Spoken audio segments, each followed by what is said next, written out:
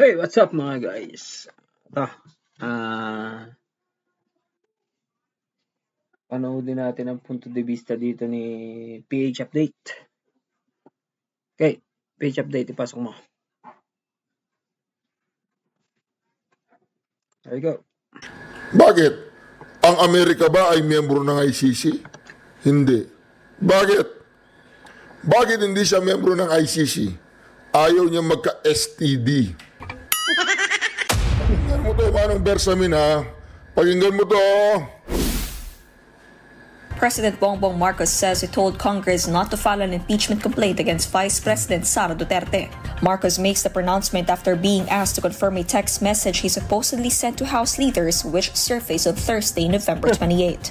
Well, it was actually private communication, but nalik na, yes. Because that's really my opinion. This is not important.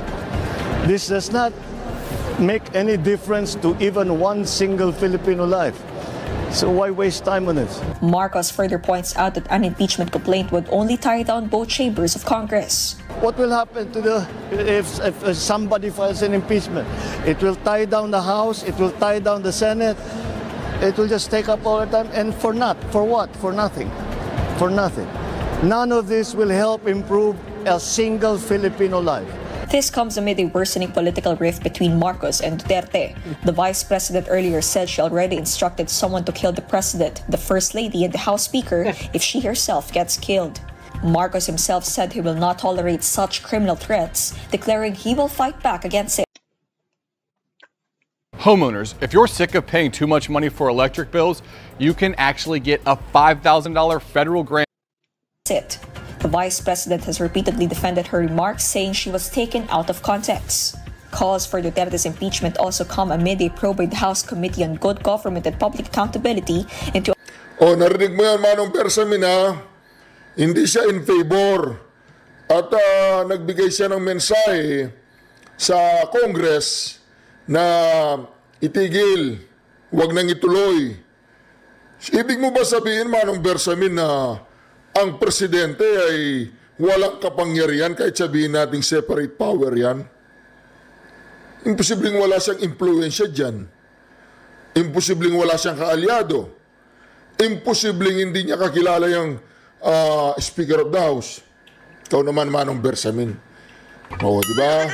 O dito, pakinggan natin, ha. Kaya dito mga ka-reaction, nadulas po dito si Manong Bersamin na talagang ang Malacanang ay pabor sa impeachment.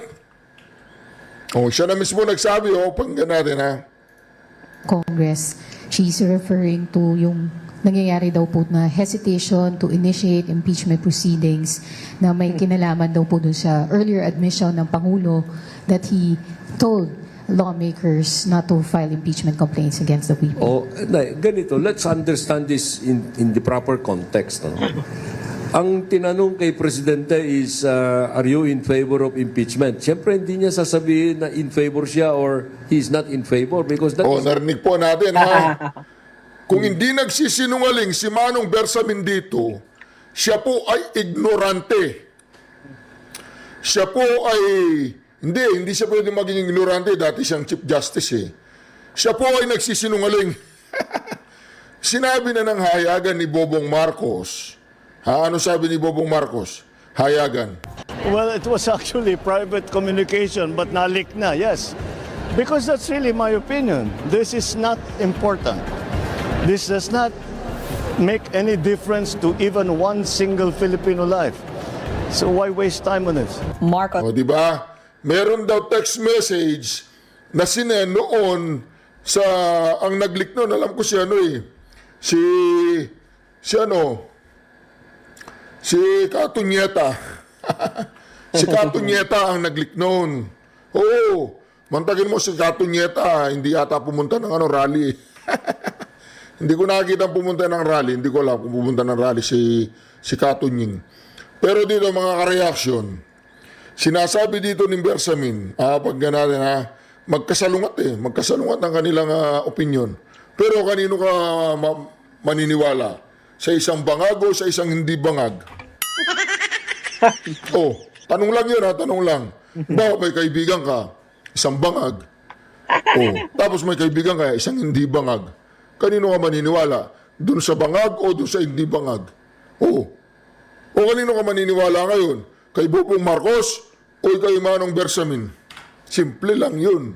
Oh, pakinggan natin. Deliberately blocking the impeachment of Vice President Duterte in Congress. She's referring to yung nangyayari daw po na hesitation to initiate impeachment proceedings na may kinalaman daw po dun sa earlier admission ng Pangulo that he told lawmakers not to file impeachment complaints against the VP. Oh, ganito, let's understand this in the proper context. No?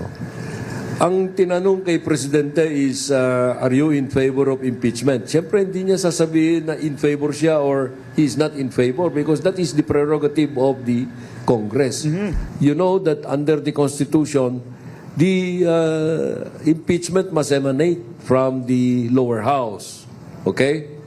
Now, if the President has made a statement at all about that process, it is only an opinion that he stated because he probably, the thinking of the President is that might be distracting us from our agenda and our move forward. No? Ibig niyo ba sabihin yung opinion niyang pagtutol doon sa impeachment, hindi pa nawagan yun? Ibig mo ba sabihin, Bersamin, ang opinion ko ay wag ituloy yung impeachment. Hindi ba hayagang pagtutol yun? Hindi ba hayagang pag-i-impluensya yun doon sa kanyang mga kaalyado sa lower house? Ikaw naman, Manong. Ganyan ba talaga yung mga lawyer? Ganyan ba talaga yung mga lawyer? Hindi, tanong lang. Hindi po lahat ng mga lawyer ganyan na. Ganyan ba talaga yung mga lawyer na readyng pumunta ng impyerno? Hindi ko lang alam kung kaya nilang gamitin yung paglo-lawyer nila. Hayagan, malinaw na malinaw. Malinaw pa sa sikat ng araw na si BBM ay ini-impluensya niya yung Kongreso. Stop. Stop nyo na, stop. Katulad ng ginawa ng Pangulong Duterte nung panahon ni Leni Lugaw. Ano sabi niya? I-stop the impeachment. Kasi gusto nilang i-impeach si Leni Lugaw noon eh. Di ba galing siya ng ibang bansa? Pag uwi niya, in-interview siya sa airport. Ano sabi niya? Stop. She is elected by the... Tama yan. Big ideas. The people. Elected siya eh. Di ba? Ibig sabihin hindi nandaya si Leni. Doon nagsimula ang pambubudol ni Bobong Marcos nung natalo siya kay Leni. Na nangampanya siya na dinaya na kung hindi ako magkakamali pinangunahan pa ni Atty. Glenn Chong. Di ba? Ngayon, hindi naman pala siya dinaya. Di ba? Kaya nga hindi kumilos ang Pangulong Duterte noon eh. Hindi siya kumilos eh. Lahat na sinabi niyang papuri kay Bobong Marcos, Consuelo de Bobo lang yon. Kasi bobo nga eh. Kaya nga, Consuelo de Bobo para isang bobo. Consuelo de Bobo para sa isang bobo. Di ba? Ito, pakinggan po ninyo ito. Kayo po ang mag-decide. Nakatakda ng makipag-usap ang Pilipinas sa International Criminal Court o ICC sa gitna ng gumugulong nitong investigasyon sa war on drugs ng Administrasyong Duterte ayon kay Justice Secretary Crispin Remulla. Sa panayam ng news agency na Reuters, sinabi ni Remulla na gagawin ang dialogo sa lalong madaling panahon sa isang maayos na paraan at para sa diwa ng pagkakaisa. Hindi naman daw ipinagbabawal ng batas ang pakikipagtulungan sa isang international tribunal. Pero may mga area niyang maaring pagtulungan ng Pilipinas at ICC. Nang tanungin sa posibilidad na pagsapi muli ng bansa sa ICC, sabi ni Remulla, ibang issue pa raw ito. Sa ngayon, sinisimula na raw ang pagtukoy sa limitasyon ng pagiging isang... Di ba? Saan po nagsimula yung ganyang issue na naman na makikipag-usap na sila sa ICC, itutuloy nila yung ICC laban kay Pangulong Duterte. Hindi ka ba napapagod, Remulla? Di ba? Galing ba sa operasyon ito? Galing po ba sa operasyon si Remula, si Boying? Galing? Oo. Kung galing ka sa operasyon, hindi ako sure. Magtatanong lang ako, pag i-comment po sa comment section, i-comment po ninyo dyan, kung galing siya sa operasyon, sa heart surgery yata. Diba? Dapat, pag ganyan, magbagong buhay na. Diba? Mga ganyang nangyayari sa... Kasi ano na yung panawagan na yun na nasa itaas eh. Uy, bilang na araw mo, magbagong buhay ka na. Hindi po ba makaka-reaction? Kaya dito, itong kanilang panglilito na naman na ito, unang-una, si Manong Bersamin, nadulas. So yung ginawa po ng iglesia ay tama lang at angkop na mag-rally. Di po ba? Ngayon,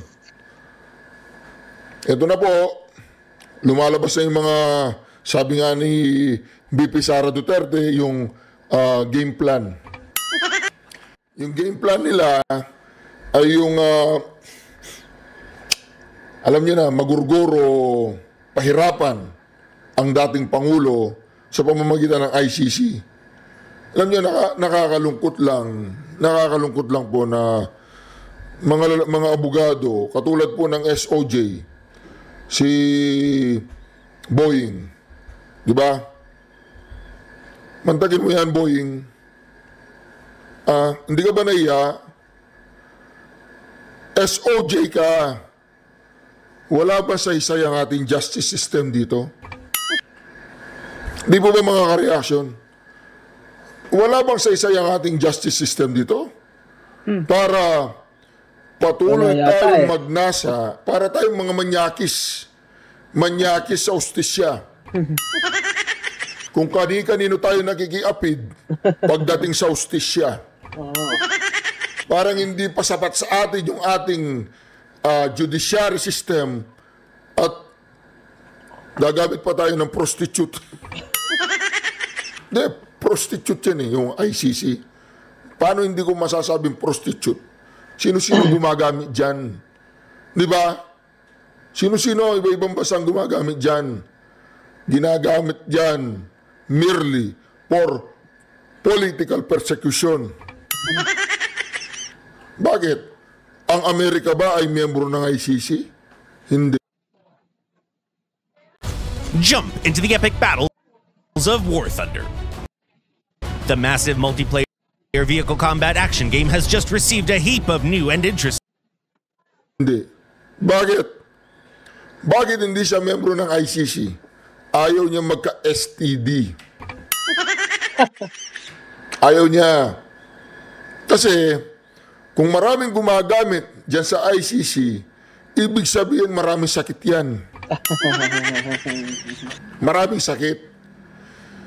Kaya nga ang Pangulong Duterte kumalas siya dyan.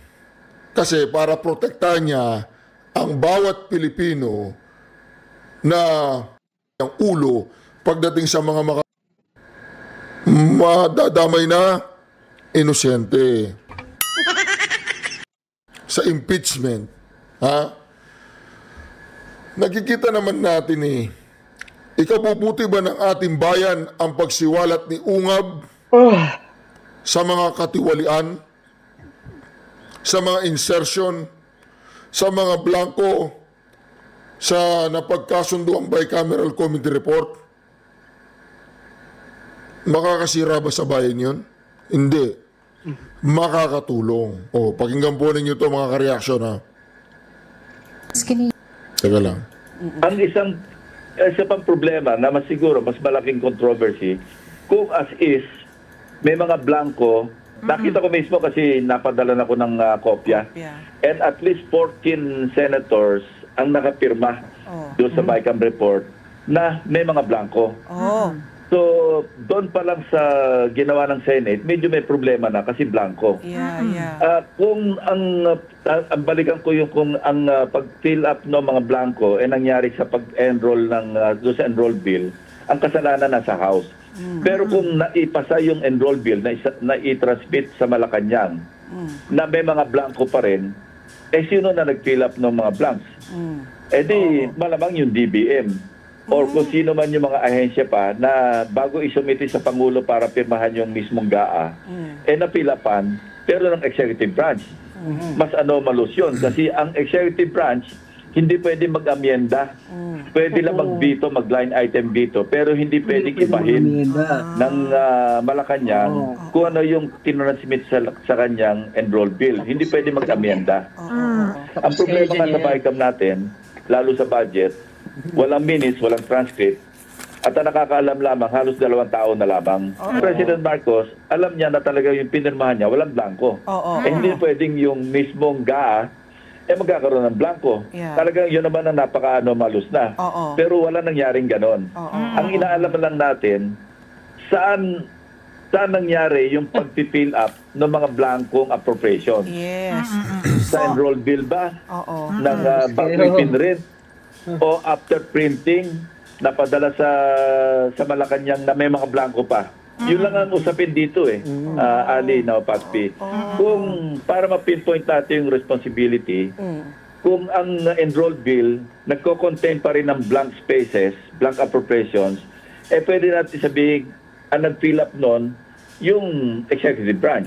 Not necessarily si President Marcos kasi ibibigay sa kanya para magpirma na lang Ang nag-fill up niyan, malamang DBM. Pero kung sa enrolled bill, nawala na yung mga blank appropriations na nando sa BICAM report, na ratified BICAM report ng both houses, ang nagkalikot noon, the House of Representatives. Hindi kasama yung Senado kasi ang nagpiprint nga niyan sa House. Ayun. Narinig po ninyo doon si former Senator Pampilo Lacson. Malinaw na malinaw po ang kanyang eksplanasyon na hindi pwedeng pakialaman ang napagkasunduan na magsimula po tayo dun sa taas. Huwag muna tayo dun sa General Appropriation Act, yung pinirma na ni Bobong Marcos. Magsimula tayo doon pa sa bicameral na napagkasunduan. Okay. Iwanan muna natin to. Hanggang dito na lang muna yung video diyan at abangan nyo yung mga susunod na video. Reaction video. Thank you.